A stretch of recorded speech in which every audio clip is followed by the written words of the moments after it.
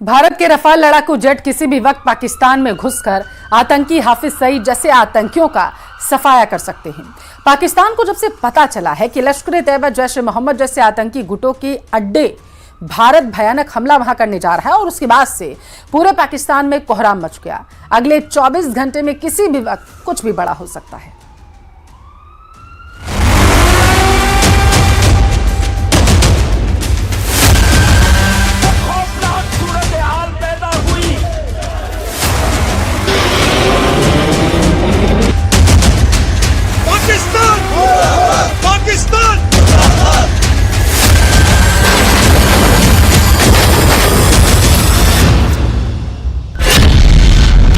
Bunker में छिपा Hafiz Saeed, America ने कहा मार दो। 22 अप्रैल को पहलगाम में हुआ पाकिस्तानी आतंकियों का हमला पाकिस्तान के लिए कोड़ में खाज की तरह साबित हो रहा है। भारत के इरादों को भांपते हुए अब अमेरिका के उपराष्ट्रपति जेडी वेंस ने खुलेआम एक इंटरव्यू में कहा कि भारत चुन चुन कर उन आतंकियों और उनके आकाओं को मारे जिन्होंने पहलगाम में 27 लोगों का नरसंहार किया।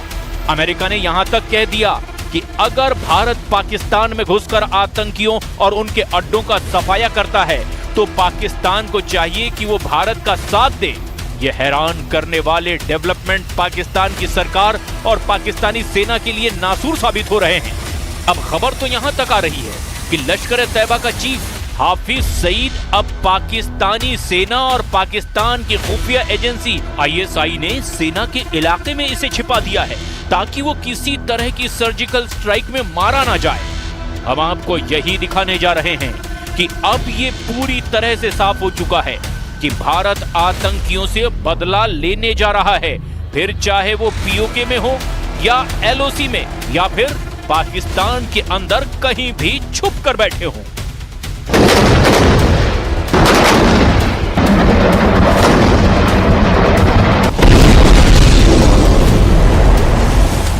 बेशक पहलगाम हमले की जिम्मेदारी TRF ने ली हो, लेकिन इस हमले का पूरा प्लान पाकिस्तान में लश्कर के हेडक्वार्टर में बनाया गया।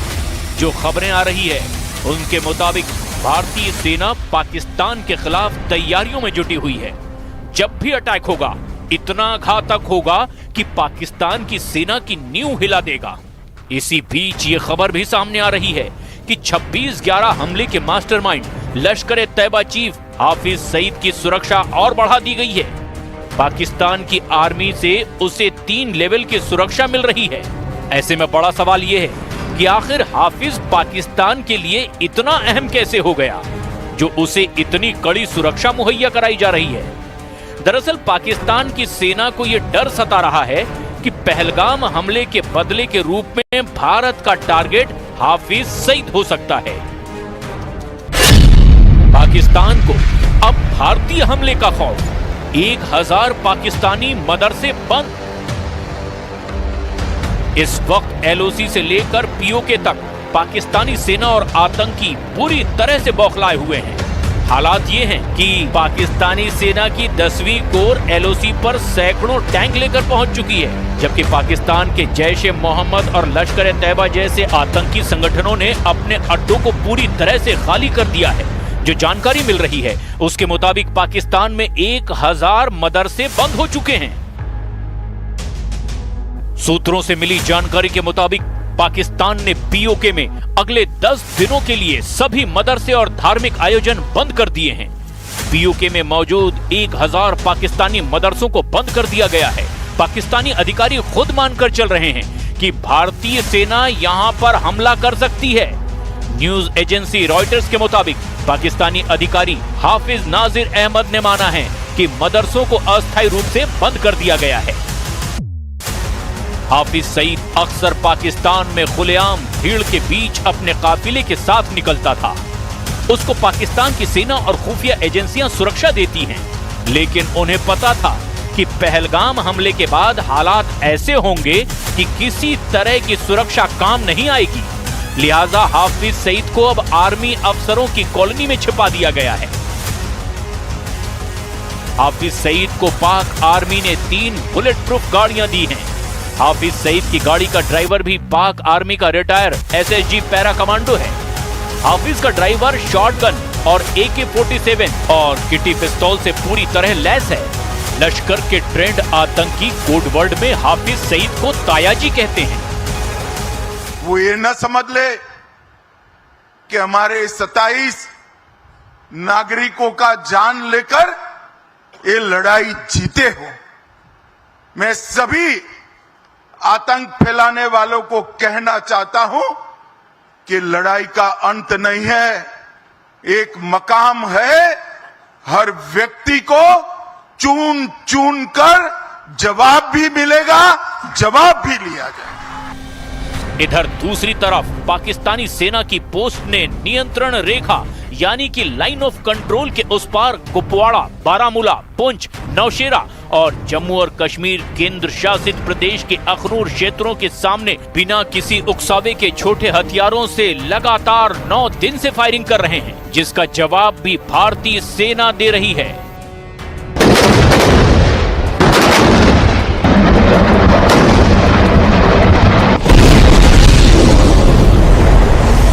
इधर दूसरी तरफ पहलगाम में जांच एजेंसियां अपनी पूरी क्षमता से इस आतंकी हमले की जांच में जुटी हुई है। उस पर अब बहुत बड़े खुलासे होने लगे हैं। दावा तो यहां तक किया जा रहा है कि TRF के इन आतंकियों के पास चीन से बने सैटेलाइट फोन थे, जिसकी मदद से न सिर्फ आतंकियों ने टूरिस्ट को मारा, बल्कि नरसंहार करने के बाद इसी सैटेलाइट की मदद से घाटियों में गुम भी हो गए।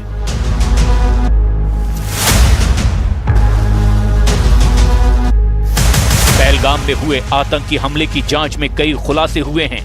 NIA की जांच टीम इस बात पर ध्यान दे रही है कि आतंकी घाटी में कैसे घुसे और कैसे वहां से निकले भी। वो ये भी पता लगाने की कोशिश कर रहे हैं कि आतंकियों की किसने मदद की। NIA सूत्रों के मुताबिक आतंकी पहलगाम में हमला करने के लिए ड्रोन से हमले की रणनीति बना रहे थे, लेकिन वहां पर बड़ी संख्या में स्थानीय लोगों की मौजूदगी थी और इसी वजह से ड्रोन से हमला करने की रणनीति को टाल दिया गया और फिर सैटेलाइट फोन का आतंकी लगातार इस्तेमाल करते रहे।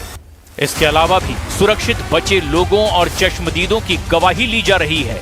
कई बयान दर्ज किए गए हैं। सूत्रों के मुताबिक NIA की टीम कुछ स्थानीय फोटोग्राफरों से भी पूछताछ कर रही है। उनके पास या उनके फोन में जो भी वीडियो या फोटोग्राफ हैं, उनको भी जुटाने का काम किया जा रहा है। पहलगाम आतंकी हमले की प्लानिंग पाकिस्तान में बैठे आतंकी संगठन लश्कर-ए-तैयबा के आकाओं ने की। कश्मीर के बैसरन घाटी में खून खराबे के लिए उन्हें पाकिस्तान में ट्रेनिंग दी गई। जांच से पता चला कि आतंकवादी कोकरनाग के